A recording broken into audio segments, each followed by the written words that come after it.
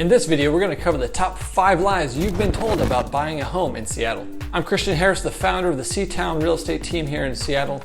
I started this channel to help you get a flavor of what Seattle has to offer and bring you some insights into Seattle real estate so you can live your best life here in Seattle. Make sure to subscribe and hit that bell, or you can always give me a call or a text with any questions you have. I love helping people like you discover where they want to live in Seattle. So let's get into the top 5 lies you've been told about buying a house in Seattle. And lie number 5 might really surprise you, so make sure to stick around to the end. So let's get into this. Lie number 1, that you need 20% down to buy a house.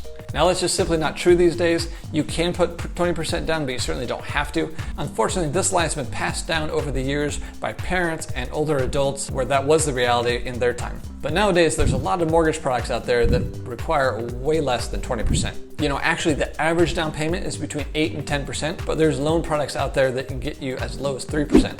And if you're a veteran and you qualify for a VA loan, you can actually do 0 down. Now, if you have the resources, you can still do 20% down. The main benefit to putting 20% down is that you are exempt from PMI, or primary mortgage insurance. Now, if you have less than 20% down, PMI does add to the cost of your monthly mortgage amount. But if you have good credit, it's actually fairly cheap these days. Now, the main reason you don't want to wait to save up 20% before you buy a house is because home values will likely go up faster than you can save up your money.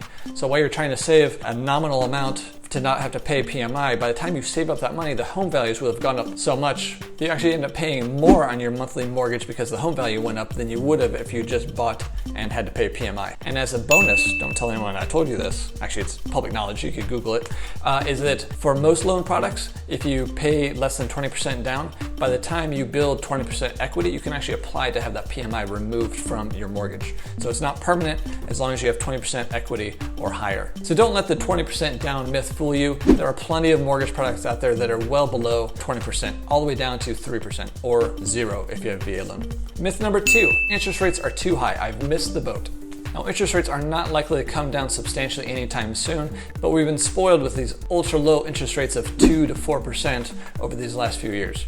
Those interest rates are not normal and are not sustainable. So even though interest rates are higher than they were for the previous years, we're seeing more inventory coming on the market now, which eases demand and gives buyers more opportunities to buy houses at asking price or even below asking price. Both interest rates and home values are expected to continue going up over these next few years, though it will likely be at a slower rate than we've seen these last 6 years or so, which means that home values and home prices will continue to go up, including rent. So housing is just going to continue to get more expensive. Lie number 3, house prices are just too high. I'm going to wait to buy. The fear that people have with this one is they don't want to overpay for their house. A lot of people remember 2008 and how so many people became underwater because their house values dropped so much that even if they wanted to sell, they couldn't because the sellers would actually end up owing the bank money if they tried to sell their house. People are afraid of the market crashing and their house becoming worth less than what they paid for it. It is expected that interest rates and house values will continue to go up in Seattle. Though if rates get too high, the market will likely stagnate as more buyers are reluctant to buy or pushed out of the market, not being able to afford a house due to the higher interest rates. If this happens, sellers will be forced to lower the price on their houses because there aren't going to be any buyers left to buy their houses if they don't do so. Having said that, I would much rather see you buy a house at a higher interest rate and a lower price rather than the other way around. Once you buy a house, you can never change the price that you bought it for, but if interest rates do come down, you can always refinance that mortgage into a lower interest rate. Now, if this video has been helpful so far, go ahead and give it a thumbs up and leave me a comment below to let me know. On to lie number 4. You can't get a lowball offer accepted.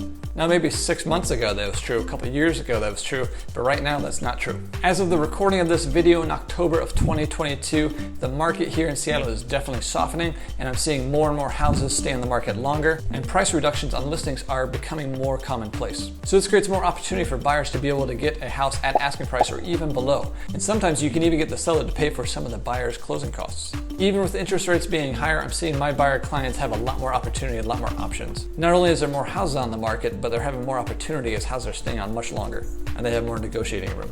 Before this market shift, when it was a hot seller's market, buyers had very little options. Buyers were having to compete with each other, multiple offers, escalation clauses were super common, so houses were escalating for over asking price. Buyers were having to waive their inspection contingencies and their financing contingencies just to get an offer looked at, let alone accepted.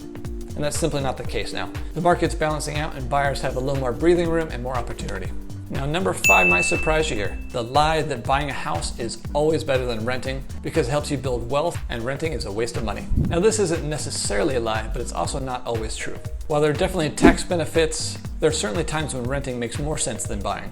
Like if you want to check out a new area, it's good to rent for 6 months or a year and make sure you like the area before you decide to buy or settle in it, or settle in the area. And maybe the area you want to check out, it's actually cheaper to rent than to buy a house. If you're looking at a comparable property that you can rent for $2,000 a month, but it would cost you a mortgage of $3,000 a month to buy that property, then it would make sense to rent maybe. There are certainly many benefits to owning, like tax benefits, locking in your monthly house payment, and building equity as your house value and the market continues to go up. Now, if you have any questions about your specific situation or about the Seattle housing market, I'll put a link in the description below where you can get more information or possibly book a call with me to go over your specific scenario. And I'll see you on the next video.